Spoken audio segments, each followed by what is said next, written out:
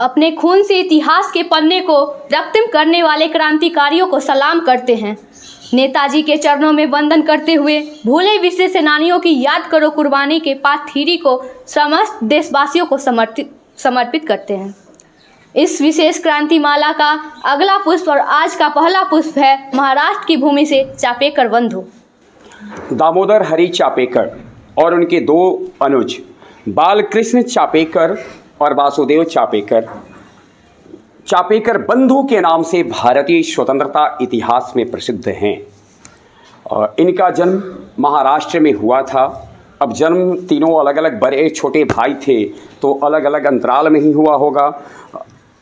जब हम इनके बारे में जानते हैं तो अचानक हमारे अंदर पूना षड्यंत्र के सामने आ जाता है। चापेकर बंधु के द्वारा पुणे में एक चिहेन हवारा नामक स्थान पर इनका गांव था और वहीं पर एक हिंदू संरक्षण सभा चलाई जाती थी।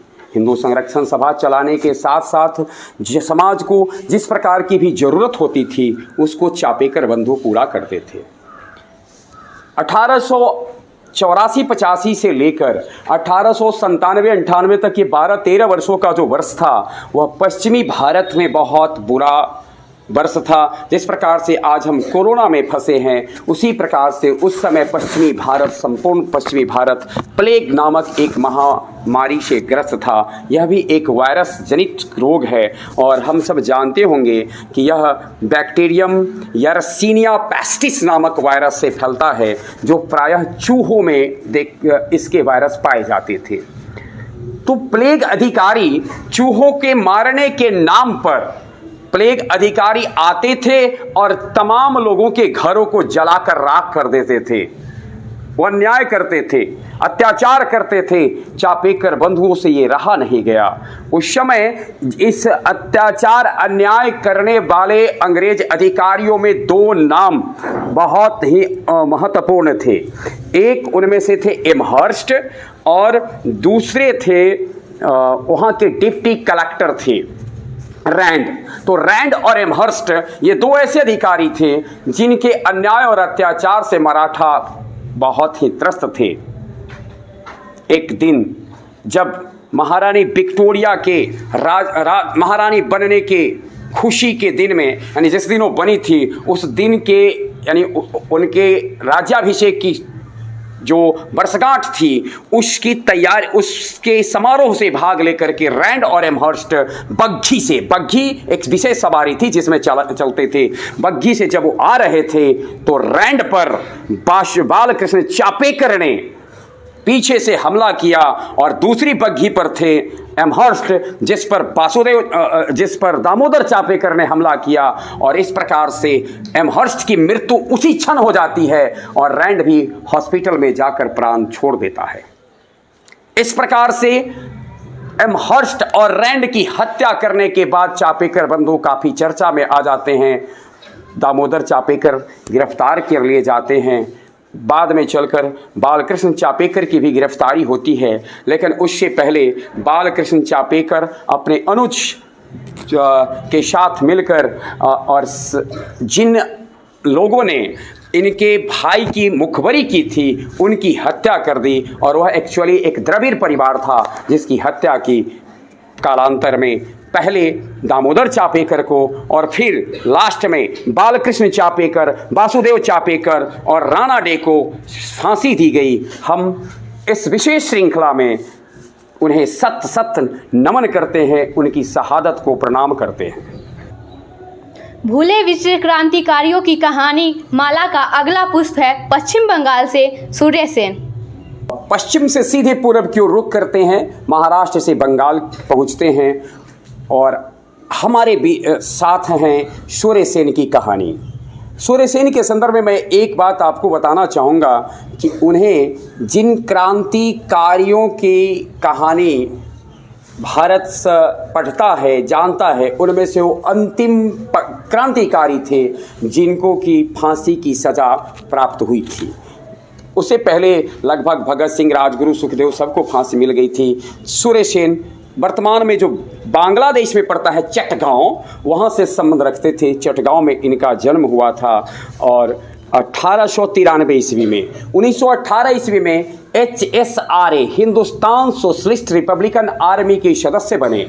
फिर बाद में जब गांधी जी ने असहयोग चलाया तो 1921 में गांधी के असहयोग आंदोलन में भी हिस्सा लिए, लेकिन क्रांतिकारी सोच के सूर्य सेन ने बाद में चलकर विप्लव समिति नाम की एक क्रांतिकारी संगठन की नींव डाली और इसके नेतृत्व में बहुत सारी क्रांतिकारी गतिविधियों का अंजाम दिया।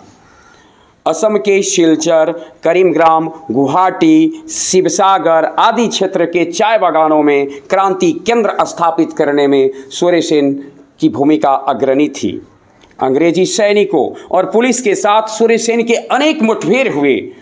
अंततः एक मुखबिर की सूचना पर उन्हें गिरफ्तार कर लिया गया और 11 जनवरी 1934, जैसा हमने जिक्र किया, क्रांतिकारियों को फांसी मिलने की जब बात आएगी तो 11 जनवरी 1934 को चिटगांव जेल में फांसी दे दी गई।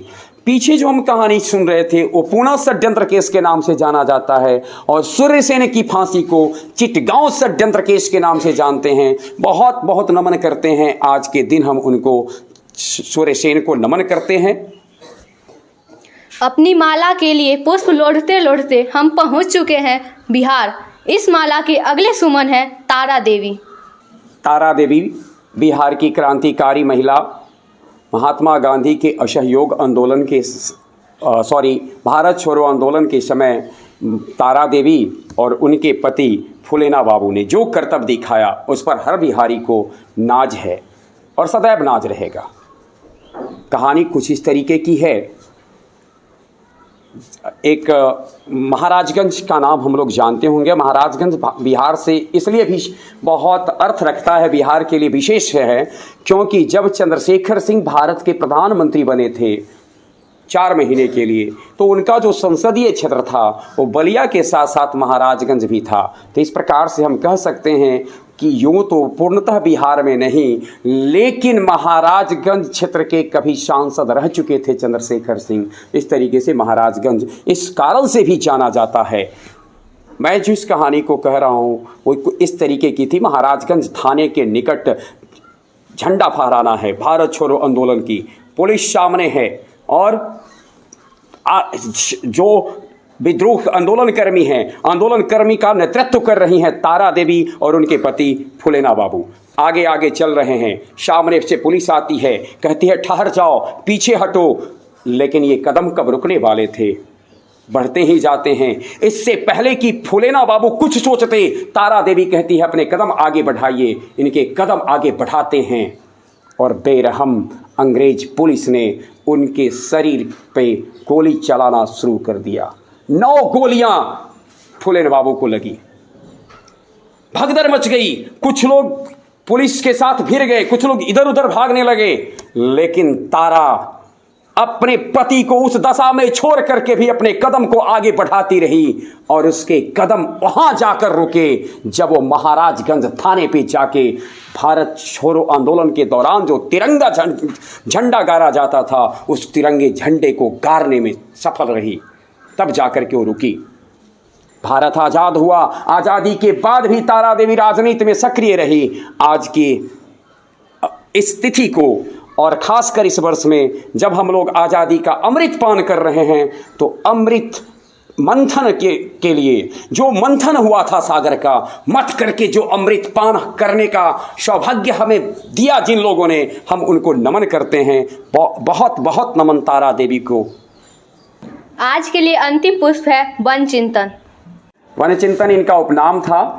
वन विभाग में नौकरी करने के कारण इनको ये उपनाम मिला था। इनका वास्तविक नाम शंकरन अय्यर था। शंकरन अय्यर तमिलनाडु राज्य के थे। तिरुनेलवेली जगह पर इनका जन्म हुआ और इनके पिता रघुपति अय्यर और माता रुक्मणी अम्माल थी। प्राथमिक शिक्षा प्राप्त करने के बाद वन चिंतन नाम ही है। शुरू से ही इनकी अभिरुचि पर्यावरण के क्षेत्र में अधिक थी और पेड़ पौधों के साथ इनका लगाव बहुत था। इसलिए अपनी दिलचस्पी के कारण इन्होंने उस विभाग में नौकरी शुरू की। जब वहाँ नौकरी करने लगे तो वहाँ पे जो अंग्रेज अधिकारियों की जो तानाशाही वृत्ति थी और जो शोषण चल रहा था, जो दमन चल रहा था, जो खास करके मजदूरों के ऊपर जो उनके अत्याचार थे, अन्याय थे, इसको देखकर इनका हृदय विह्वल उठा और इन्होंने भारत स्वाधीनता संग्राम में हिस्सा लेना आरंभ कर दिया। स्वाभाविक था, अंग्रेज़ों की जो सौगात थी, अंग्रेज़ों के विरुद्ध अगर आप आवाज़ उठाते तो आपको इसके पुरस्कार में जो मिलता वो इनको भी मिला। भारत माता संगम नामक एक संगठन इन्होंने बनाया था जिसका मूल उद्देश्य था क्रांतिकारी विचारों को मजबूत करना। इसमें इनका सहयोग नीलकंठ ब्रह्मचारी और शंकर कृष्ण अय्यर का प्राप्त हुआ। कालांतर में 17 जून 1911 को तिरुनेलवेली के टैक्स कलेक्टर रॉबर्ट अंसे को इन्होंने उसके अन्याय की सजा दी और अपने पिस्तौल से उसे मार गिराया। फिर इनकी गिरफ्तारी की बात शुरू हुई, गिरफ्तार किए गए और जेल में, कारावास में इनको इतनी यातनाएं दी गई कि अंततः ये अपने जीवन से तंग आकर आत्महत्या कर ली। उनके सम्मान में मनियाच्ची रेलवे स्टेशन का नाम रखा गया है वंची मनियाच्ची जंक्शन रेलवे। तो वंची मनियाच्ची जंक्शन रेलवे उनके सम्मान में है, ये तमिलनाडु में पड़ता है। उनके चरित्र पर एक सिनेमा भी बनाया गया है, सिनेमा का नाम है कप्लोटिया थमीजन नाम से उनके जीवन पर एक चलचित्र भी बना है। बने रहे हमारे साथ और भूले बिसरे सेनानियों की याद करो कुर्बानी, भूले बिसरे सेनानियों की याद करो कुर्बानी का आखिरी एपिसोड के साथ हम कल उपस्थित होंगे।